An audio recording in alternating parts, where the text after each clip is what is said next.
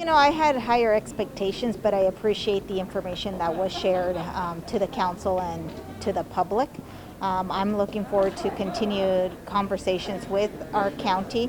They seem that to be open to having much more regular communication, so that we both strategically use the dollars that have been, entrusted in us to be able to address this pandemic in a much more effective way to help the families that are struggling.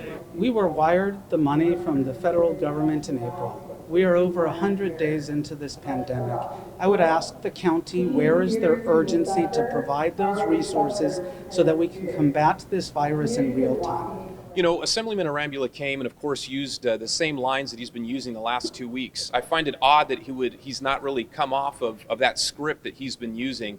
Clearly, the information that was provided today showed just the tens of millions of dollars that the county has spent and how we plan on continuing to spend money moving forward.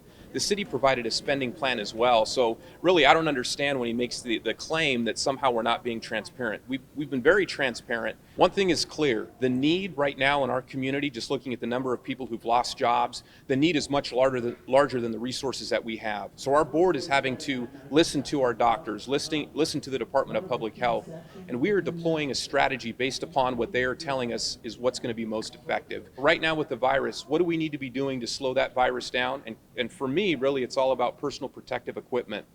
We've been having conversations with Community Hospital and some of the other doctors from St. Agnes, as well as Children's Hospital.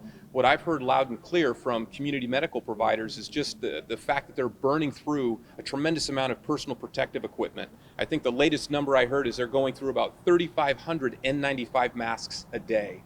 So making sure that they don't run out of those supplies, to me, is one of my top priorities, and that's where I really want to focus on.